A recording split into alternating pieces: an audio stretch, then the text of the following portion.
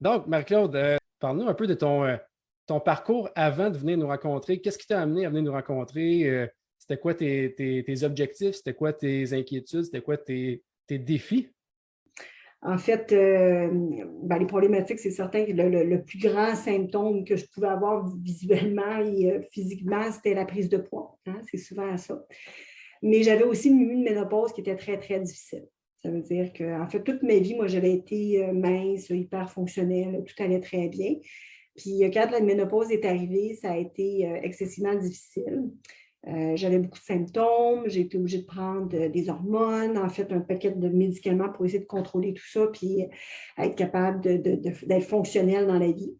Fait que, puis avec ça est venue aussi une prise de poids là, importante. Là, on pourrait dire une prise de poids de au moins 50 livres, je te dirais, qui est quand même substantielle. Fait que j'ai commencé évidemment, une fois que j'ai réussi à me rétablir avec les médicaments que je prenais, puis tout ça, puis à me rééquilibrer, j'ai quand même commencé. Habituellement, j'avais toujours quand même une bonne alimentation, mais étant donné que j'avais toujours été. L'alimentation a toujours été importante pour moi, ça c'est clair. Mais étant donné que je n'avais jamais eu de problème de poids, on va le dire en guillemets, ben, je faisais plus ou moins attention. Alors, je me suis mis à faire attention, puis essayer de différentes choses pour que mon alimentation soit meilleure. Je me suis remise à l'entraînement parce qu'on dit toujours, ben, écoute, tu t'alimentes bien, tu fais de l'exercice, tu vas être en forme, bon, etc. Fait que j'ai un petit peu essayé tout ça, mais ça n'a pas vraiment eu d'effet vraiment ni sur le poids, ni sur le reste, en fait. Ouais. Oui, j'étais en forme, c'est correct, je mangeais bien, mais je ne voyais pas nécessairement des résultats. Fait que j'ai essayé un paquet d'affaires, mais j'ai jamais voulu faire de régime comme tel. Moi, je ne crois pas au régime. Je ne crois pas au régime parce que, bon, avec tout ce qu'on en connaît, tu arrêtes de manger, tu recommences, c'est pire. Puis moi, ben, je suis gourmande de nature en plus. Comme je suis gourmande et que j'aime pas avoir faim, bien, pour moi, c'était pour moi une solution d'aller dans l'extrême. Maintenu, ce que j'ai fait plutôt après ça, quelque chose, un cétogène, on pourrait dire relax. Là. Il y a des noms pour ça, mais je ne sais pas toujours tous les noms. C'était plutôt très faible en glucides que je faisais là, comme alimentation. Puis je continuais à m'entraîner. Écoute, c'était quand même 3 entraînements semaine, 2 jogging semaine, puis l'alimentation, puis il n'y avait rien qui changeait, qui changeait rien. Que je me suis lancée en janvier avec le programme de recharge métabolique. Et pour moi, c'était comme, ben écoute, je vais l'essayer. Sincèrement, au début, j'avais un peu peur parce que je me disais, c'est un régime, je trouvais ça régime, je trouvais ça, puis je me disais, ah, t'as coup, après ça, j'en perds, mais j'en reprends, puis en quoi ça consiste. Mais tu m'as remis en confiance, tu m'as dit, gars, Claude, n'aie pas peur, ça va bien aller, confiance. Tu vas voir, c'est un processus, c'est pas un régime, c'est un processus, c'est une démarche. Fait que je me suis dit, écoute, allons-y. C'est mon dernier essai, puis après ça, je m'étais dit, si ça ne fonctionne pas, plus la démarche qu'on faisait ensemble pour me rétablir, ben, je m'étais dit après ça, je tomberai dans une phase d'acceptation complète. C'était un peu ça mon cheminement. C'est pour ça que je disais, ouais, à la blague au départ, c'était la démarche de la dernière chance. Parlons un peu aussi de la charge de stress, disons. Avant, pendant, après, bon, comment ça se situait? Tu as un travail quand même exigeant. Tu as une famille, évidemment. Parlons un peu de la réalité puis de comment tu as vécu ça. Puis est-ce qu'il y a eu des changements ou est-ce que c'est resté pareil, peut-être, au niveau du stress, ou est-ce que tu as vécu un plus grand stress à passer à travers le programme? Euh, que de questions. Ben, le stress, oui. Le stress, ben, aujourd'hui, parce que le programme m'a permis, puis la démarche avec toi, mais le programme aussi, c'est comme ça te permet de prendre des moments de conscience. Moi, c'est ce que j'ai beaucoup apprécié. Aujourd'hui, j'ai vraiment pris conscience que, regarde, avec ce qu'on a fait ensemble, puis avec le programme qu'on a fait, le programme n'a pas rajouté du stress.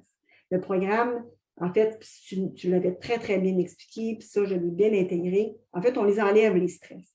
Comme je disais, on n'a pas un stress supplémentaire à se dire, comment il faut que je m'organise. Non, non, non, c'est tout écrit, tout est expliqué, tout est là, tu as un encadrement, ce n'est pas un générateur de stress.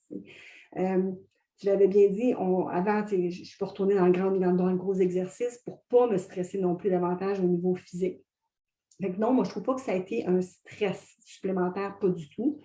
Mais ça m'a aidé, par contre, à travailler sur différents éléments de stress, puis aussi à faire des prises de conscience. Puis, en tout cas, par rapport à la réussite du programme, là, tu ne me l'as pas demandé comme tel, mais sais pas si tu te rappelles, moi, quand j'ai commencé le programme, j'avais dit, parce que les gens autour de moi savaient tout ce que j'avais fait pour essayer de perdre du poids, de rétablir. Puis en passant, juste pour dire, je ne prends plus de médicaments. Je ne prends plus rien. Juste pour que tout le monde le sache, je ne prends plus aucun médicament. On a régularisé mes choses. Ça, pour moi, c'est extraordinaire. Mais les gens qui me connaissaient, ils savaient que j'avais fait vraiment tellement d'efforts pour prendre des bonnes habitudes. Puis, fait que je leur avais dit, écoute, je le fais le programme parce que c'est le programme de la dernière chance, c'est la dernière chose que j'essaie. Mais j'avais dit, je vais briser les statistiques d'Alexandre. Je l'avais bien dit. J'avais dit, Alexandre, il dit qu'on perd 15 à 20 livres pendant le show. Puis j'avais dit, moi, malheureusement, je vais probablement être celle qui va faire baisser les stats d'Alexandre. Et non, je n'ai pas fait baisser, malgré tout ce que je pensais au départ, je n'ai pas fait baisser les stats d'Alexandre. Bien qu'il ne tienne pas de stats là-dessus, là, mais je le sais que tu ne tiens pas de stats là-dessus. Mais non, ça a fait exactement comme tu avais annoncé. C'est-à-dire que pendant la première phase de libération, j'ai perdu 20 livres, comme tu l'avais annoncé dans le programme. Puis, mais il ne faut pas lâcher.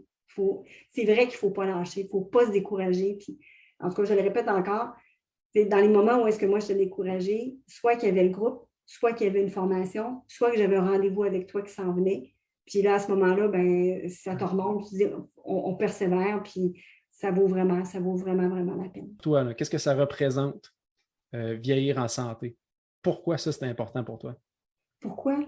Pour profiter de la vie, pour profiter des gens que j'aime autour de moi, pour profiter de chaque moment qui s'en vient, d'être capable d'être actif et d'en profiter au maximum, finalement. Tu sais, quand tu regardes des fois autour de toi, les gens vieillissent, les gens deviennent moins actifs, deviennent plus insécures, deviennent pantouflards, deviennent. Puis ils disent, ah, mais tu sais, c'est parce que tu vas voir quand tu vas vieillir, on a moins de capacité, puis on commence à avoir mal partout. Puis moi, pour moi, non, c'est pas ça vieillir ensemble. Tu n'es pas obligé parce que tu vieillis d'avoir mal partout. Oui, c'est sûr qu'il va y en avoir des inconforts en vieillissant.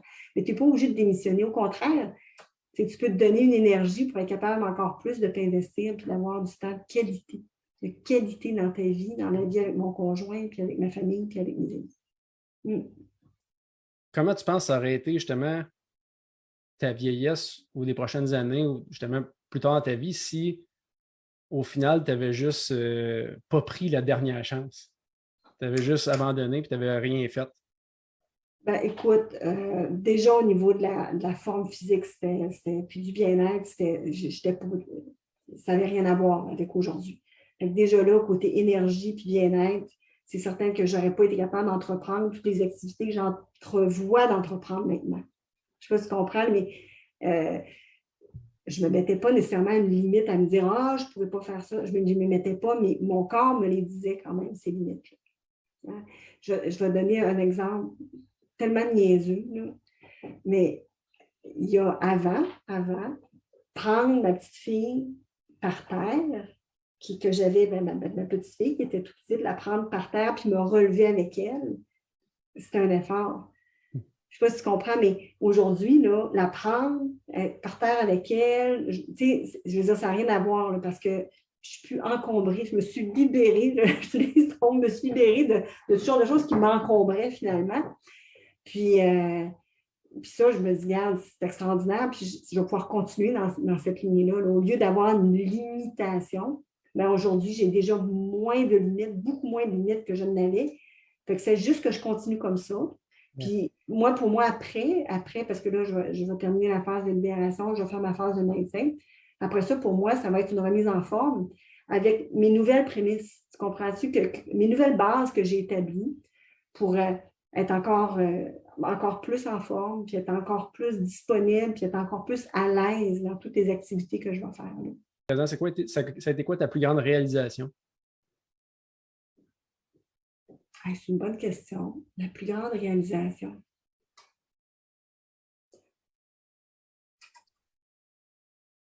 Je dirais même pas le poids. C'est pas ça. C'est, je pense, la prise de conscience. Je pense que c'est ça. À travers le processus, que ça m'a permis de faire beaucoup plus de connexion, puis de prise de conscience, puis d'apprentissage. Je pense que c'est ça la plus grande réalisation. Ce serait quoi ton top 3 des conseils pour ces gens-là pour réussir dans leur démarche de santé? Écoute, le premier, c'est donnez-vous de la place. Donnez-vous une place à vous, prendre une place, se donner du temps à soi. Puis que ce soit à travers le programme, ça, c'en est un moment. Ça, ce n'est une démarche. Mais il y a mille et une façons de le faire, mais prendre du temps pour vous autres. On s'oublie dans la famille, on s'oublie dans le tourbillon du boulot, on s'oublie dans tout. Moi, je peux le dire, en tout cas, comme je disais, j'ai eu beaucoup d'épreuves dans les 6 dernières années personnelles, on va le dire comme ça, avec beaucoup de sollicitations.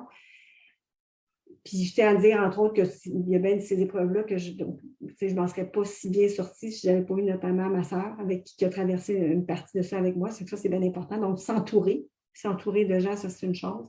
Fait que prendre du temps pour soi, ne pas s'oublier. Quelque part, de toujours aller rechercher un moment ou une activité ou comme on disait, où est-ce que tu es capable de te recentrer, c'est pas facile, mais ça ne prend pas des fins de semaine puis des semaines de voyage, mais un petit peu à chaque semaine de se trouver un moment pour se recentrer. Là, ça, c'est. Puis se choisir. Moi, je me suis choisie en prenant la démarche. Puis ça, c'est quelque chose dont on avait discuté. Donc, prendre des petits moments, se choisir éventuellement pour dire, bien, je vaux la peine de faire un changement dans ma vie.